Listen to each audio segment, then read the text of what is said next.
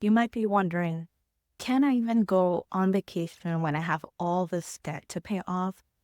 Should I just be focusing on my debt or should I do both? Hi, I'm Diana, financial coach. I read Financial Freedom in my 30s, and now I love teaching people about money. Now, just because you have debt doesn't mean that you have to skip a vacation. I'm not one of those people who's going to tell you that you absolutely need to get rid of your debt before you can do anything else with your money. My focus is for you to be able to make progress. And if you end up feeling restricted when you are focusing on your debt, then that's not really going to help you in the long run. However, you also don't want to ignore your debt when you're planning for a vacation. And then it ends up adding more financial stress. So, how do you find a balance? The very first thing that you do is figure out what you're working with. So, basically, find out how much debt do you have, and then list them out with their interest rate and minimum payment. Do you have a plan of how you're going to be paying this off? And is this included in your budgets? So, will you be trying the snowball method, the avalanche method, or maybe a mix of both? If you don't, then before you even consider going on vacation, this is really a mess. And this is important because it allows you to help you create your vacation fund. It helps you see how much money that you can actually allocate towards this and considering everything else, all your other financial goals and things like that. The next thing is figuring out where you're going to go on vacation and see how much you'll need to save up. Now, one thing to note is that you can still have fun on a small budget. You can end up going to a neighboring city or a local attraction and just make a day trip of it. Or if the money allows, you can book yourself a hotel for the night and still have fun. The main thing to focus on is that, this is a way for you to reset and spend some quality time with your family. One thing to remember is why you want to take a vacation. And for most of the people that I work with, it's because they want to be able to spend more family time with each other. So it doesn't have to be a trip to Disney like maybe you feel like everyone else is doing around you. You know what? I'm in my 30s and I've never been there myself. Neither have I taken my kids to there. Really, the main outcome of a vacation is to spend quality time with your family, be able to get some rest, just take some time away from work and be able to recharge and just be able to enjoy yourself. I believe all of this can be accomplished on any budget.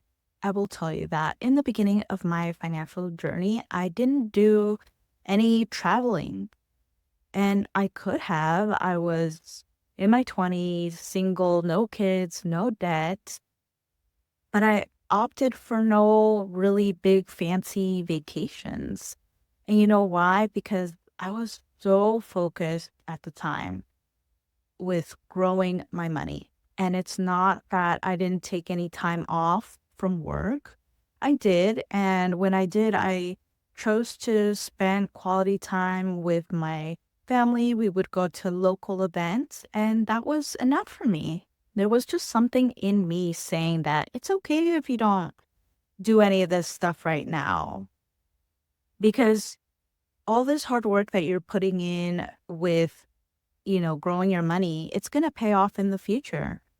And honestly, it did. I mean, now I get to invite my parents and my sisters on vacation and be able to pay for their expenses. So that is made it so worth it. But there might be some of you that might be thinking, but Diana, I really got my eyes set on that big vacation. Um, let's take Disney, for example. Like I've always wanted to go, but my parents never were able to afford it. Well, then I would just tell you that, sure, that's fine. You can still go, but the important thing to do then in this case is to be saving up until you have the money to travel, not just spur of the moment, just decide to go. This will take a lot of planning and being intentional with your money. So basically, just plan out how you're saving, and every paycheck that you get, save a portion of it and put it in your savings account. How quickly you reach your vacation fund goal, it really depends on all the other expenses that you have and other goals that you have, to figure out how much you're going to be able to save every paycheck and then how long that will take. And if you've been feeling guilty about going on vacation while still having debt, then this is probably the reason. You haven't really seen your money as a whole, like how it works with everything, with all your spending, with all your bills and your other financial goals. You haven't seen it in that way and be able to come up with a plan that can make you feel like you're making progress and that you're actually paying off your debt, that will give you the permission to spend it on something fun. If this is something that you feel could be useful to have just another set of eyes on your numbers, then reach out to me for help. In my strategy sessions, I can help you create a plan and then be able to implement a debt payoff plan that also can help you take into account your vacation goal and how much to save for that vacation.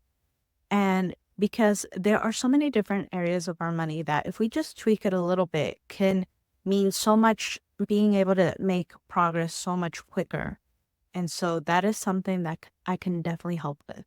To start off though, something that you can do on your part is just having that awareness of how much debt you have. Look at your income, look at your expenses. And from there, you have a bit of the pieces to help you determine with how you want to approach your vacation budget and also your debt. So after you have a plan to pay off your debt and save for your trip, but what about travel reward cards that you hear so much about? Can they actually help you save for your dream vacation, or are they actually just a debt trap? Travel rewards just sound so amazing with those free flights, but are they really that simple? In my next video, I'll be going over using the rewards on your credit card and how to be able to use it more strategically in a way that doesn't have you end up in a debt cycle. So stay tuned.